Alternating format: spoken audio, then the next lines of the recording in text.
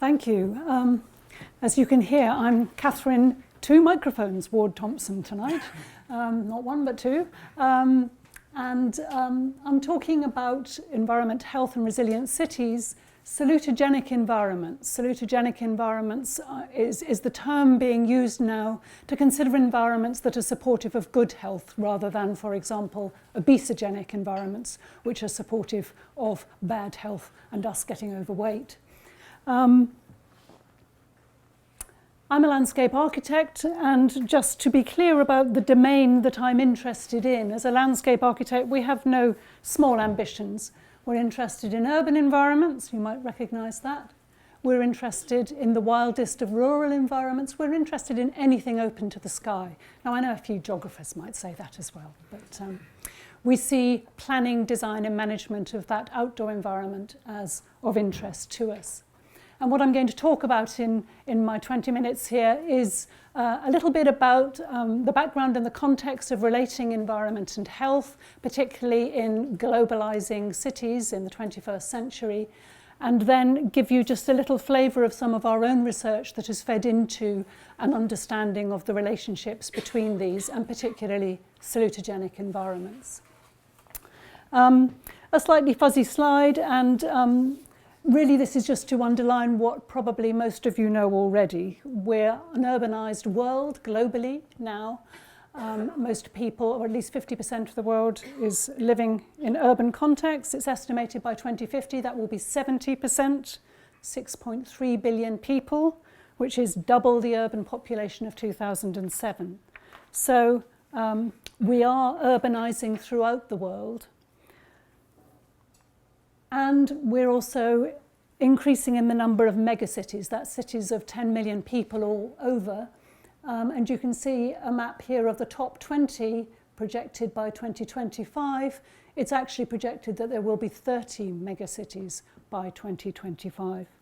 So we have not only an urbanising population, but a population in which many people are living in vast urban communities.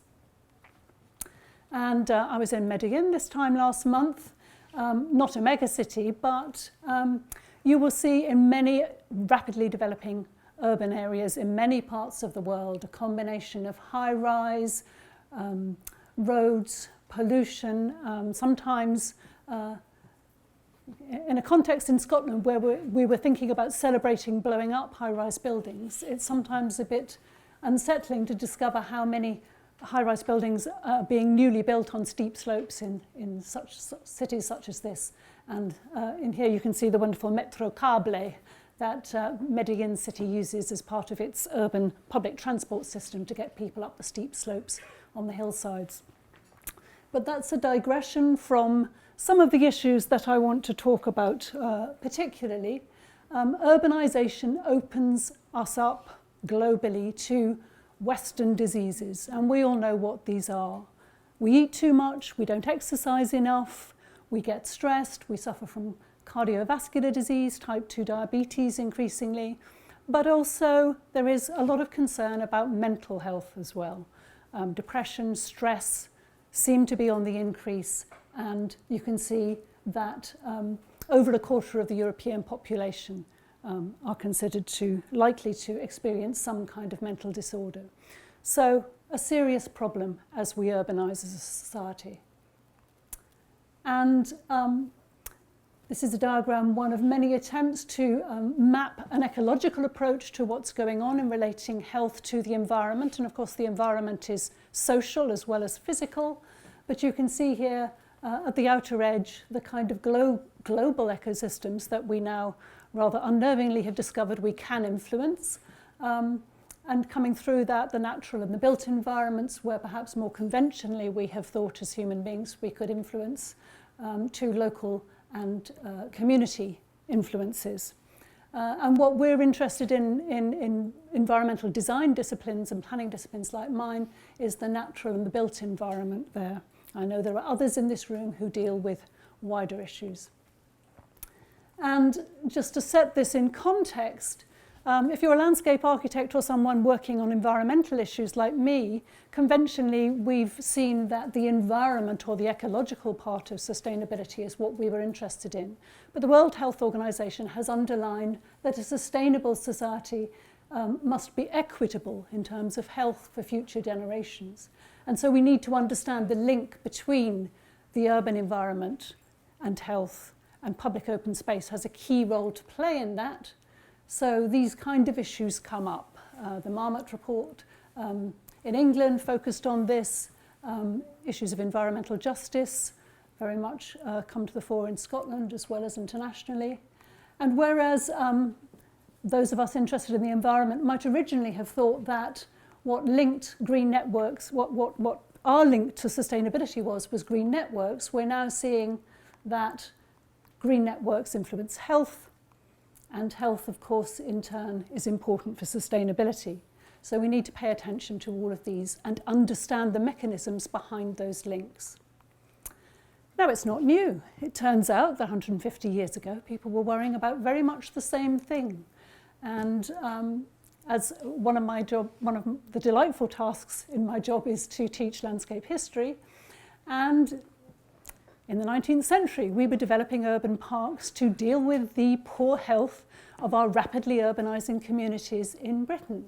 And you can see from some of these reports that the introduction of parks into urban society was considered vital to help workers have access to a bit of fresh air at least once a week at a distance from confined and wretched habitations. So very important, and the first major cholera epidemic in London in 1832 led to recommendations in 1833 that every urban area should have its public walk or park to enhance the health of its citizens. And Birkenhead Park, outside Liverpool, is a famous example of a public park developed with public finance to try and enhance the health of the rapidly urbanising population of mill workers. What's the relationship between green space and health? A colleague that both Jamie and I work with, Richard Mitchell, has published a now much quoted paper on English data, I should say, not Scottish, that shows a relationship between the amount of green space in the urban environment and cardiovascular mortality. And similar analysis has shown relationships with morbidity, with different illnesses, different diseases and green space. It's more complicated in Scotland. This is not as simple as this the world over, and Jamie may say a bit more about this. But essentially, more and more evidence now suggests that using our very best 21st century science, we can show there is a link between the amount of green space in your urban environment and how healthy you are, and also perhaps how long you live. And this is particularly true for financially deprived, income-deprived populations. So what lies behind that? That's one of the things that we're interested in Open Space Research Centre that I direct. And one suggestion is that people are more active if there's more green space around. It's certainly the case that we're all more active outside than inside. So is it that green space encourages us to walk more or undertake different kinds of exercise, engage in sport? Well, we know there's some evidence to support this. This is research based on an IDGO, Inclusive Design for Getting Outdoors project I was involved with, looking at older people's access outdoors. And we asked the question of our data taken from across mainland Britain with older people, people over 65, whether or not living within 10 minutes of a local open space made a difference to some aspects of their health and activity. Well, if you live within 10 minutes, you're twice as likely, 10 minutes walk of your local open space in this population, you're twice as likely to achieve healthy levels of walking as if you live further away. And if we look at satisfaction with life, a measure of sort of quality of life, overall well-being, again, living within 10 minutes walk of a local open space predicted that people were twice as likely to be satisfied with life from this sample. So living near green space does seem to make a difference, certainly for some sectors in the community. Social contact in natural environments is also considered to be one of the mechanisms. We know that This can also encourage us to be more active if we have social contact, and it can help improve our mood or our stress, so there may be indirect benefits as well. But open space, public open space, is one of the places where we have informal contacts with neighbours and other people in our community. So we don't have to plan to meet people necessarily, but we just might also come across a number of other neighbours, friends, acquaintances if we're out and about in a way that we wouldn't if we're stuck in our own homes. And this is particularly important for older people. A much quoted set of studies by Francis Kuo and colleagues in the States showed some relationships between social well-being and natural environments in the United States, in deprived urban communities. You can see here it made a difference to use of outdoor space, the amount of social activity, and the proportion of social to non-social activities that went on in an open space. A third suggestion of a mechanism relates to our mental well-being in particular. And Rachel and Stephen Kaplan in the States have articulated very nicely what they call the attention restoration model. And essentially this suggests that most of us living in a westernized urban society, our daily lives are full of directed attention needs, whether it's a computer screen or crossing the road. We have to pay attention in order to deliver, to undertake the tasks of daily living. But this is a resource that can be depleted, we can get tired, we can get stressed, and the natural environment seems to have many of the qualities that are very good for restoring our attention if we are depleted from having too much directed attention. And one of the nice things, again, a little bit of the historian coming out in me here, 19th century landscape designers, Frederick Law Olmsted and Calvert Vaux, the two people who were responsible for New York City's Central Park, talked in very much the same language in the 19th century about the stress of the urban environment and about what a natural environment could do for you. You read this about the harmful effects on your constitution, and you look at some of the late 20th and early 21st century evidence on urban living and stresses, and actually they're remarkably prescient. This isn't Central Park, this is Prospect Park, considered to be Olmsted and Vaux's probably best design in Brookline. But here's the kind of landscape that they considered would be good for restoring health, mental and physical. You read what Olmsted said about overexposure to the city: nervous tension, over-anxiety, hasteful disposition, impatience and irritability. And you think, yeah, that's me, isn't it? And the antidote is pleasing, particularly pastoral scenery. So again, we see some links between early promoters of parks in the urban environment and what 20th and 21st century science is telling us. And recently there has been an interest in whether we can measure independent physiological responses to natural environments. And the interest in this is not just, can we measure it, although there is a lot of interest in that, but because that suggests that there might be some psychoevolutionary responses going on here. That because for thousands, tens, millennia, for a long time, human beings evolved in a natural landscape that actually there is some part of our biological system that automatically responds to certain kinds of environments. And these positive responses are not necessarily cognitive, but will have a beneficial effect on our health. And very nice studies done by some Japanese researchers. They have this wonderful concept in Japan of forest bathing, which is not getting wet in a forest necessarily, but it's bathing in the atmosphere of the forest landscape. And walking in a forest is considered to be very much part of the tradition at different times of year. And a number of measures have been taken comparing a walk in a forest with a walk in an urban environment, and showing very different responses to those two different environments. Interestingly, among these, cortisol concentrations, pulse rate, blood pressure, but also parasympathetic nerve activity. Now, this relates to our immune system, so it suggests that actually these kind of environments might help boost our immune system in ways that we're not conscious of, but might be important for our well-being. And we've also in open space been interested in psychoneuroendocrine systems, as I've learned how to pronounce.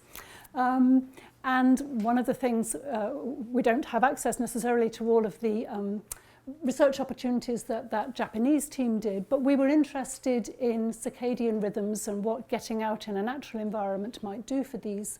And I show this slide just because it underlines that for cortisol there, a healthy cortisol pattern is one that goes up very sharply as you get up in the morning, but then drops steeply during the day. So a steep slope of cortisol is healthy. And a recent project that we were involved in for the Scottish Government, Green Health, was looking at deprived urban communities in Scotland and linking, seeing if we could predict health outcomes from the amount of green space in the local area. And in all cases, we were looking at people not in work, in living in contexts of urban deprivation. So we're not looking at wealthy, leafy green sites here at all. We found we could predict cortisol slope, and remember, steeper is better, from how much green space there was around where people lived, measured using GIS mapping. So we've got a biomarker, an independent measure of stress here, and an independent measure of green space. And we were quite excited by that because we didn't think we were going to be able to do it. We also showed that there is a difference in pattern between men and women, and I can explain much more about this in detail later if anyone's interested. The main point here is simply that, again, we can predict the steepness of the slope from the amount of green space around where people live. This is the same population but separated by gender. Confusingly, the colours have changed, but the blue is the green space and the blue is more green space, the red is less.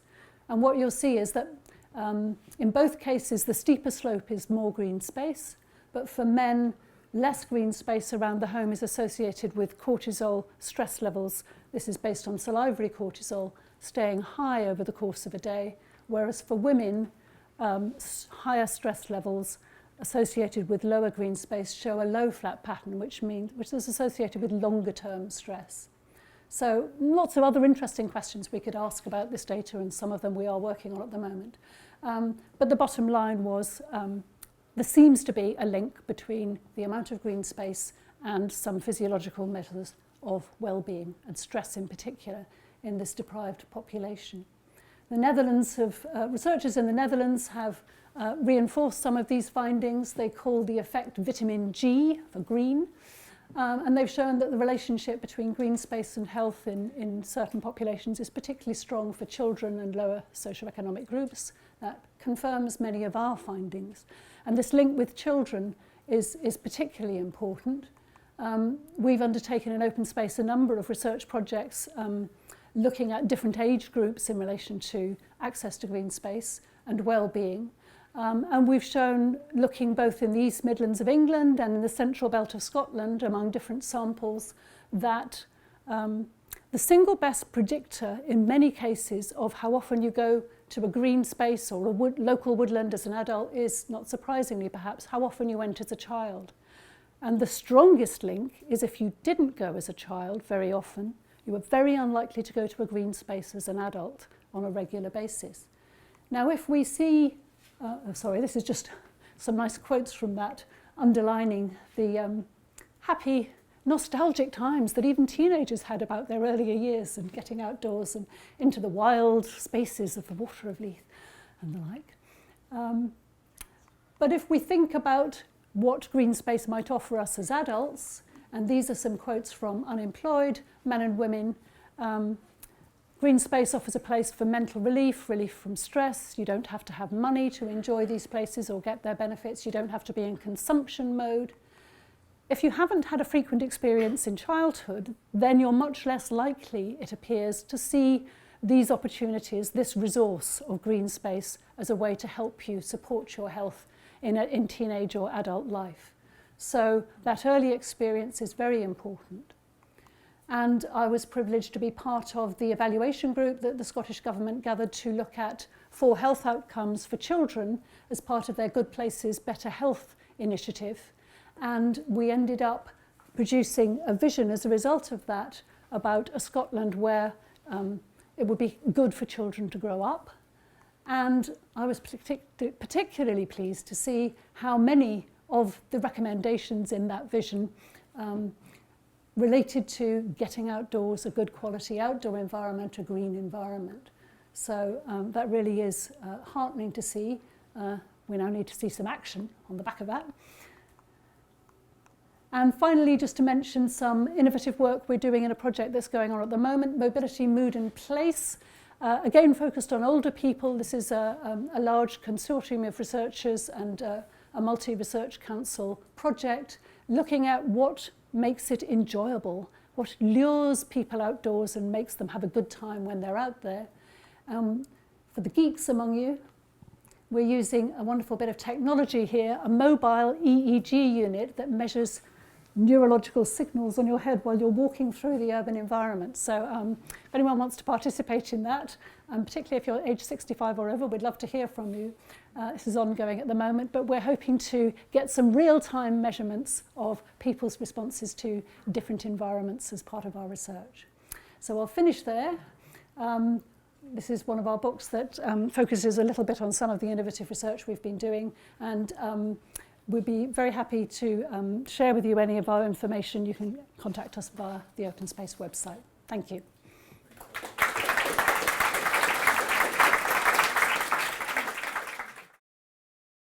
This production is brought to you by the University of Edinburgh.